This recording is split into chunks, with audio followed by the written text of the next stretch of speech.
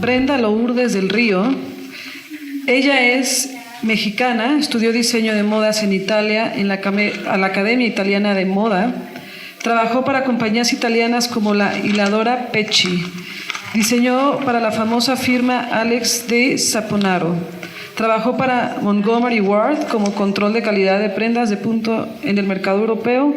Es líder social en Jalisco, trabaja en comunidades marginadas y violentas con mujeres en edad fértil, impulsa la cultura del respeto a la dignidad de la mujer y trabaja para frenar la violencia ejercida contra los infantes, sobre todo en la primera etapa. Escritora del libro Violencia Infantil en Jalisco, una fragilidad social, conductora de radio y televisión, fundadora de Los Inocentes de María, asociación civil, ONG galardonada numerosas veces en Jalisco. Ha trabajado con población indigente, migrante y presos. Su organización da sepultura digna del género humano a bebés no nacidos y recién nacidos y todo menor de 12 años fallecido sin identificar en el estado de Jalisco. Es un honor para el Senado de la República dar la palabra a la maestra Brenda Lourdes del Río. Bienvenida. Muchas gracias. Bien, pues estoy encantada de ustedes mi pasión por México, mi pasión por esta nación que nace cada vez que nace un niño mexicano o una niña mexicana y la pasión por la familia. Voy a tratar en estos 25 minutos de aportarles a ustedes datos completamente duros de investigaciones que se han hecho en los últimos 10 años sobre lo que ha afectado el desarrollo económico de muchas naciones.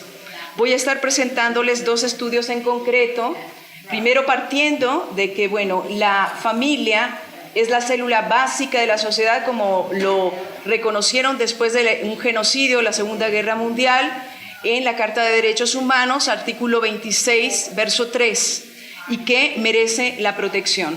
México ha firmado varios acuerdos, varios convenios, varios documentos internacionales que obligan al Estado mexicano a adecuar su legislación para la protección tanto de la vida como de la familia natural. La familia no es un invento de los últimos 30 o 50 años de legisladores o de la sociedad en general o de sociólogos. La familia es un dato prepolítico, es un dato prehistórico y se tienen datos y evidencias de la familia desde el Neolítico superior. Tenemos una tumba, por ejemplo, en Alemania con un hombre, una mujer, sus 2 niños que fueron asesinados brutalmente, mueren abrazados y este es el final de la Edad de Piedra. Es el ADN de las naciones, es el ADN de la humanidad, es la célula madre y es el espacio de capacitación del ser humano. Si no hubiera este salto de que nace un niño a que se integra a la sociedad a través de la familia, seríamos una sociedad muchísimo más violenta y una sociedad de lobos solitarios, ¿no?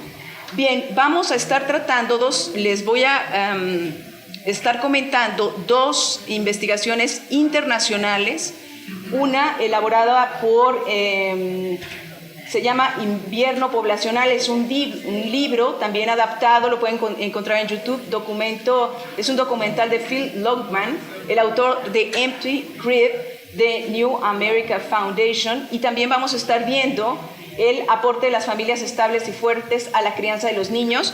Yo les voy a hablar de los datos duros. Los datos duros son indebatibles y no tiene nada que ver con ningún tipo de filosofía, ni de moral, ni de estilo de vida. Aquí vamos a ver simplemente los datos duros.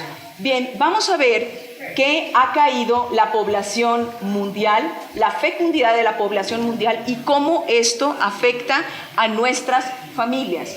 También vamos a estar viendo en el mapeo mundial de las familias, elaborado por el Doha Institute y elaborado por la Universidad de Virginia, presentado en la sede de Naciones Unidas en Ginebra, Suiza, en 2014. Y vamos a ver, por ejemplo, cómo los niños que ven a sus papás separarse antes de los 15 años, pues bueno, vamos a ver cuántos niños son de padres que estaban casados. Los primeros, pueden ver la primera gráfica abajo a la izquierda, ¿Y cuántos ven separarse a sus padres a los 15 años que nada más no estaban casados, sino que cohabitaban? El New York Times empieza a decir en 2014 que estamos llegando a un tiempo post-familia, ¿no? ¿Quiénes fueron los primeros que hablaron de que la familia podía ser reemplazable? Marx y Engels, Manifiesto Comunista, 1848. La verdad es que ha habido un declive de la población, tal vez en 70 países hasta el momento, no importa la religión, si son cristianos, si son judíos, si son musulmanes, la realidad es que ha decrecido, lo dice Gary Becker, PhD, Premio Nobel de Economía, y podemos ver cómo la familia ha ido cambiando. Ahí tenemos una estadística, la barra de la derecha es la familia en Polonia, lo azul es niños que viven con padre y madre, lo rojo es niños que viven con un solo padre o padre y madre, y los otros, los amarillos, son niños que son huérfanos de padre y de madre. Dice aquí que en el mapeo de la familia que se elaboró en las 5 zonas del mundo por la Universidad de Virginia, que las familias intactas aportan, fíjense, salud emocional y física, menos obesidad, simplemente al estar favoreciendo una familia que se quede junta, padre y madre, con sus hijos.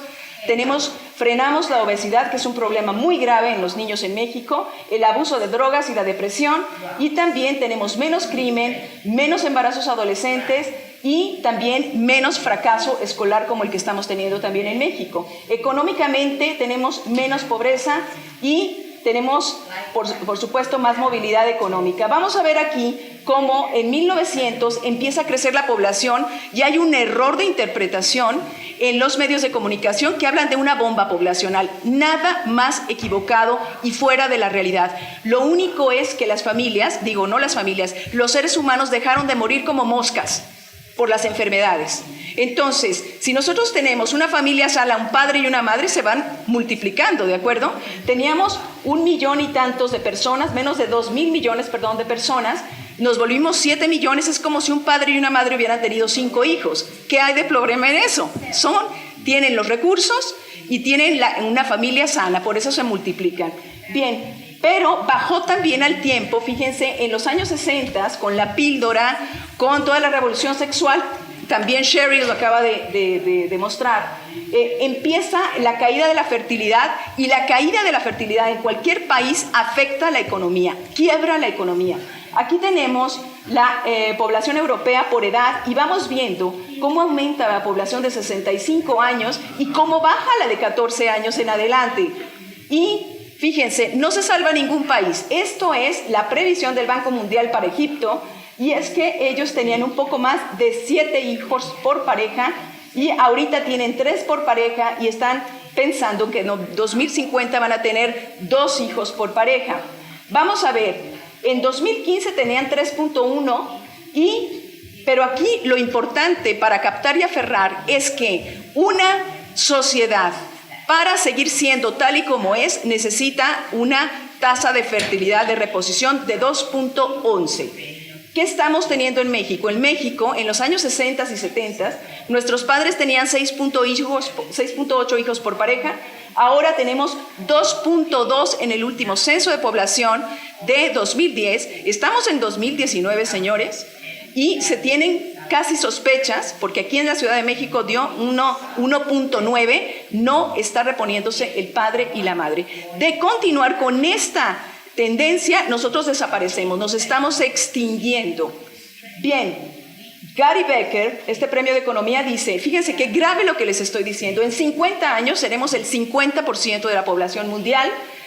Aquí está lo grave, tenemos de 7.000 millones de personas, solamente 1.700 millones son niños. Y aquí está la realidad mundial de los nacimientos. Quiero que vean, por ejemplo, Japón, que es la línea azul. Japón está en suicidio.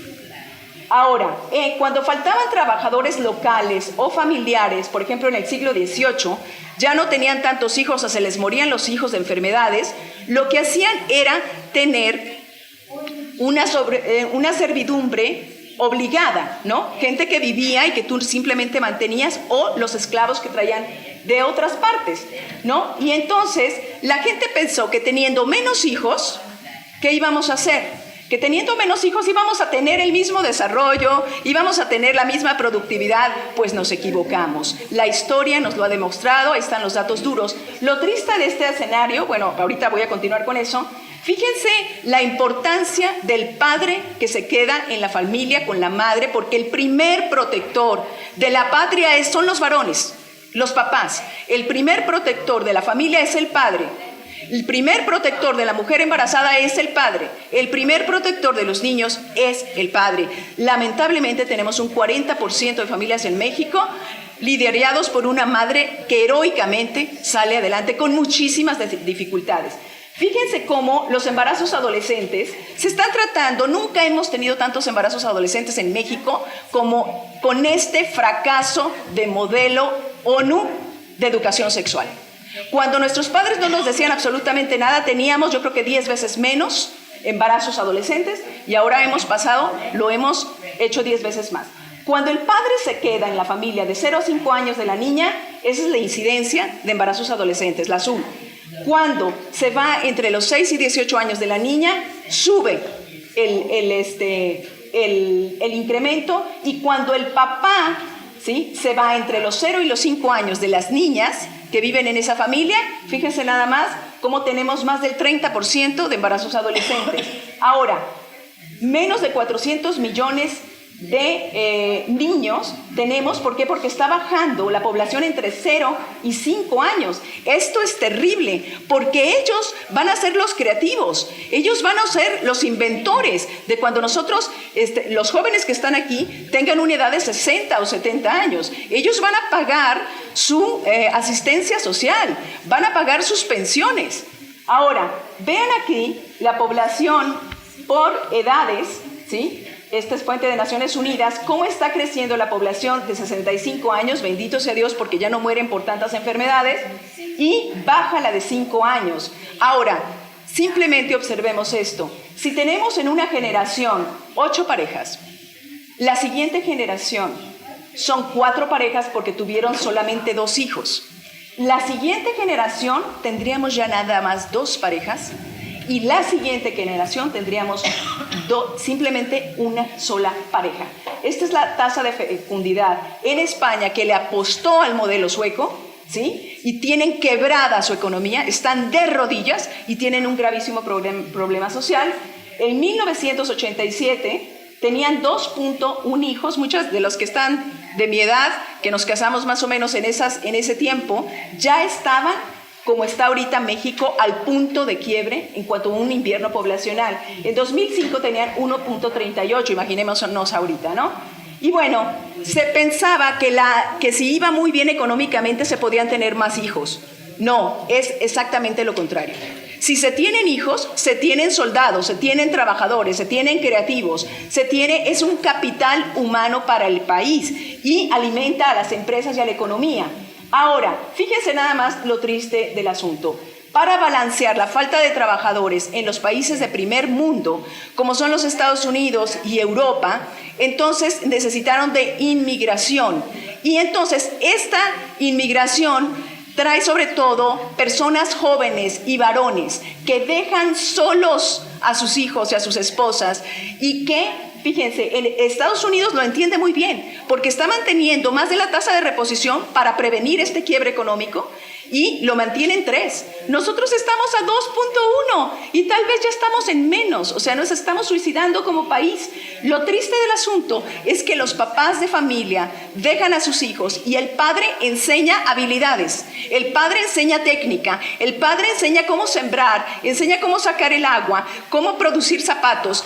Esa pobreza que se da de la información y de la capacitación que tiene un padre hacia sus hijos genera pobreza en su lugar de origen. O sea que los países avanzados están avanzando a costa de una fianza de los países pobres, de los padres de los países pobres.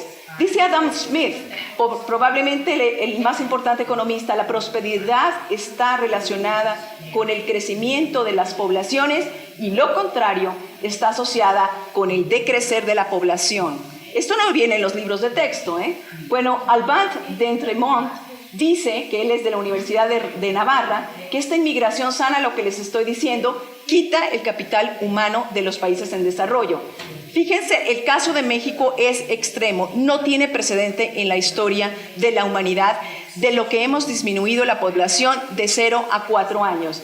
Entre 126 o 130 millones de mexicanos, nos lo dará el INEGI el próximo año, solamente tenemos 10 millones y medio de preescolares.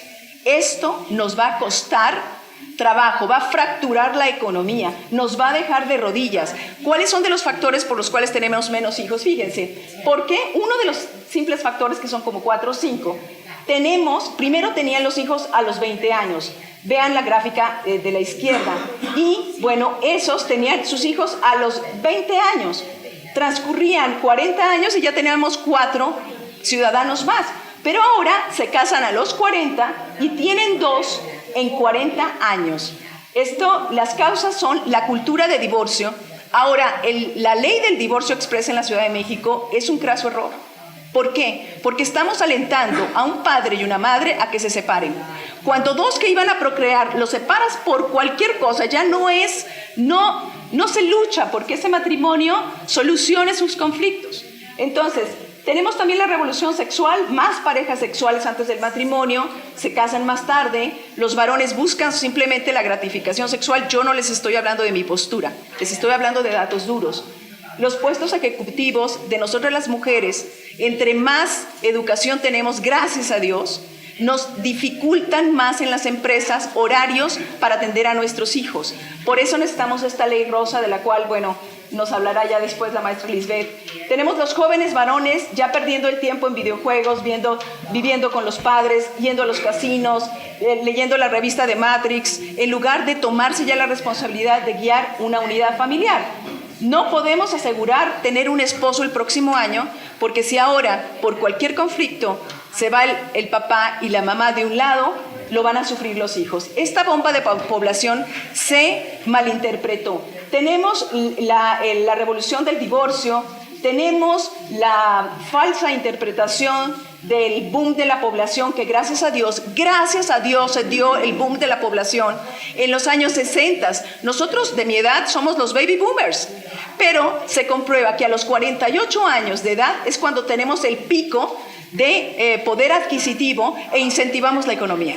Entonces damos dinero para los niños, damos dinero para los ancianos. La prosperidad también hizo que quisiéramos ganar siempre más, vivir con más comodidades, tener solamente menos hijos y darles un montón de cosas y de distractores, ¿no? Que no son necesarios. Las mujeres también en la fuerza laboral bajaron bajaron la crianza de niños y la revolución sexual. Fíjense Harvard lo que piensa. 2014, sede de Naciones Unidas. Dice aquí, está comprobado que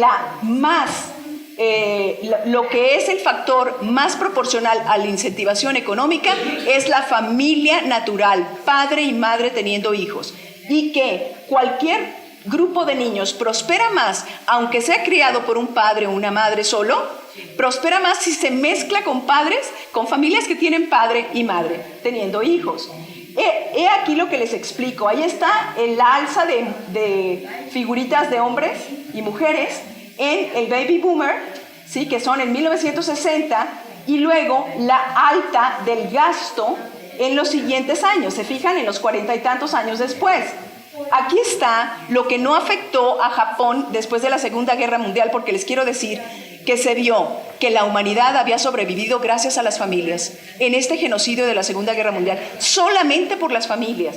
Y bueno, ahí está Japón, bajó su población radicalmente, no tuvo el baby boomer, o sea, el boom de la población, y por eso su gasto bajó sustancialmente. Ahora, vamos a ver cómo está Rusia. Es increíble esto. Lenin implementó lo siguiente, ojo, implementó el comunismo, que decía acabar con la monarquía, acabar con la familia, acabar con la propiedad privada. El último espacio de propiedad privada es la familia.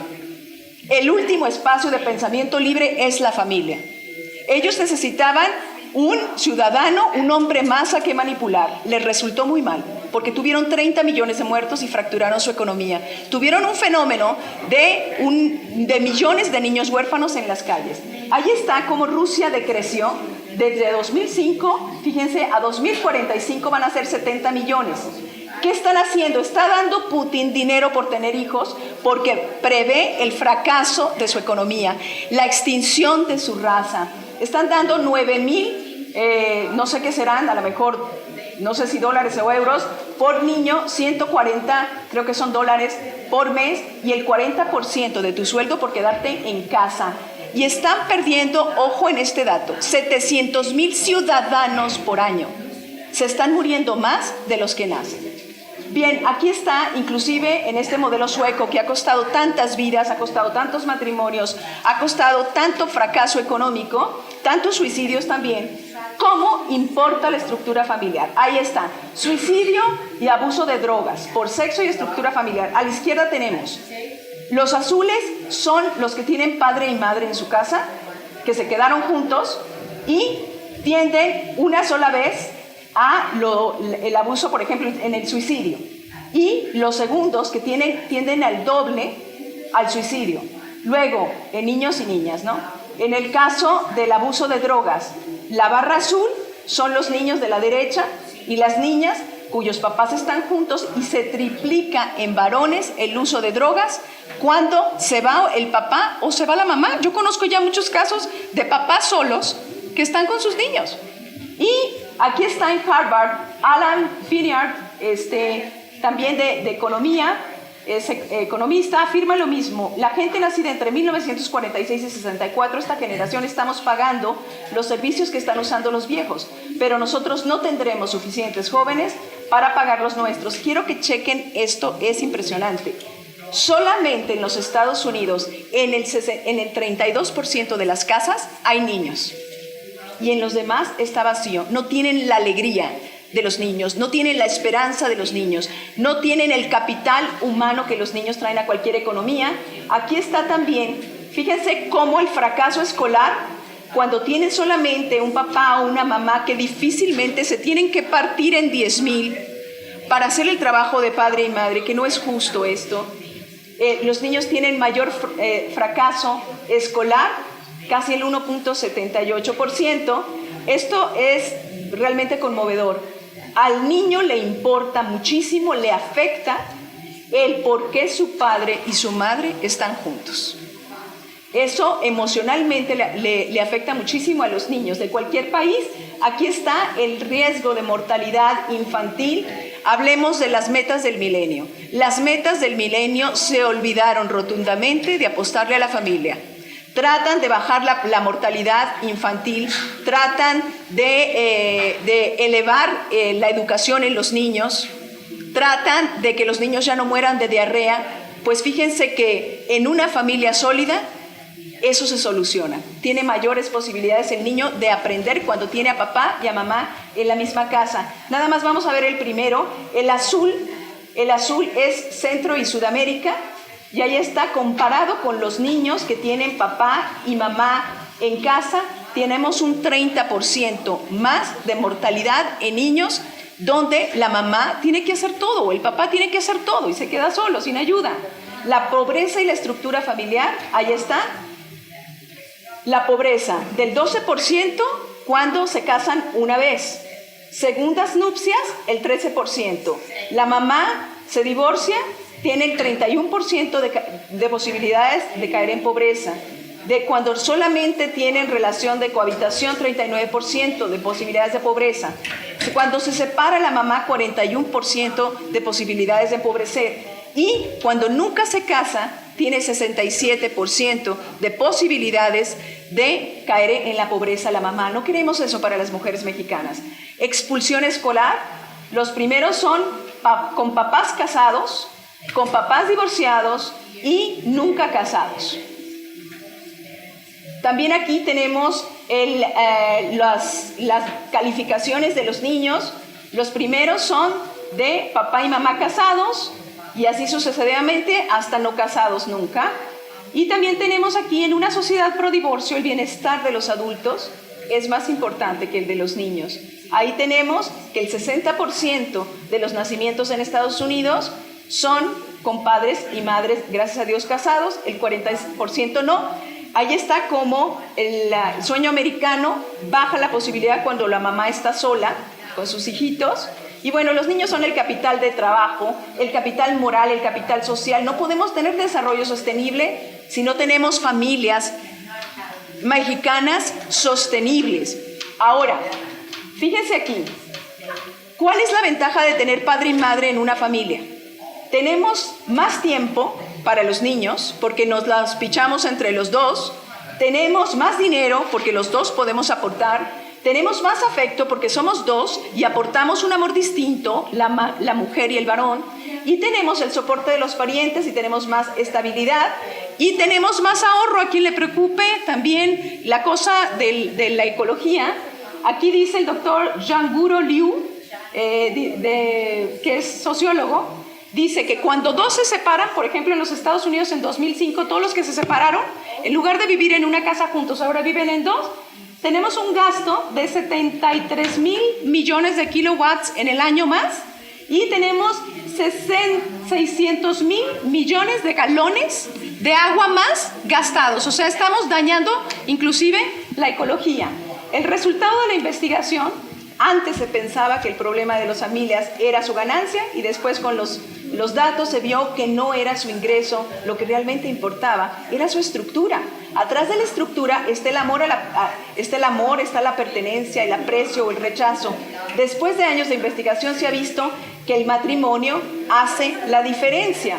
Ahí están los niños que se gradúan en los Estados Unidos de familia intacta, padre y madre, y los otros son el 20%, donde se hizo el estudio en el mundo. Y lo que me preocupa es esto: si tantas mamás están solas con sus hijos y sus hijos entonces tienen todo este riesgo de pobreza, de morir cuando son pequeños, de enfermedades, de falta de esa capacidad de aprender en la escuela por este estrés. Fíjense, por favor, ahorita se está planeando meter la interrupción legal del embarazo, que ojalá exigiéramos que fuera la verdad en la propuesta. El embarazo no se puede interrumpir. Se mata a una criatura en el vientre de su madre y se expone a una mujer a pasar por un procedimiento brutal. Entonces ahí tenemos las estadísticas. ¿Cuántas mujeres muertes asociadas con abortos comparado con partos? Fíjense cuánto más mueren las mujeres por aborto, ¿sí? Es la línea azul que con parto. La segunda, muertes asociadas con aborto comparado con partos. Una revisión de los datos nuevos y antiguos, ahí lo tenemos. Muertes por accidentes después de haber abortado. En la primera no alcanzó a ver, ¿nos ayudas por favor, Gis? La primera barra amarilla. Sin embarazos. Sin embarazos, esa es la posibilidad de morir por muerte violenta. La segunda, con parto. Cuando tienes un parto, es increíble cómo, no sé si el universo conspira o no sé qué pasa, pero la mamá muere menos en los siguientes años. Es saludable pasar por un parto. Es mucho más saludable que pasar por el riesgo brutal de un procedimiento de aborto. Y ya estamos terminando. Aquí tenemos muertes asociadas con abortos comparado con partos. Muerte por accidente. Vean esto. La primera nunca se embarazó. La segunda tuvo un niño. Fíjense cómo baja. La tercera tuvo un aborto espontáneo. Y la última, sus posibilidades de muerte para una mujer que tuvo un aborto provocado. Bueno, pues ahí está cómo realmente, la buena noticia es que la mayor parte de los niños está en el mundo naciendo, no aquí en América Latina, por desgracia, en Asia y en el Medio Oriente, en una familia estructurada, intacta, sólida, de padre y madre.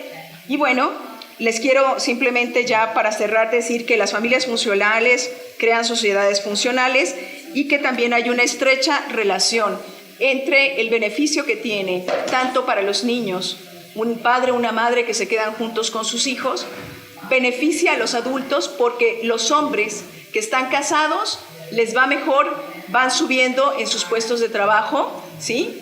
A mejores puestos, tienden a tener mejor salud mental y emocional, tienden menos a la depresión, tienden menos a enfermedades, ¿sí? Y los niños, por supuesto, ya vimos que tienden menos a la obesidad, menos al abuso de drogas, menos a los embarazos adolescentes y más a acabar la universidad y menos a morir de diarrea y en la infancia.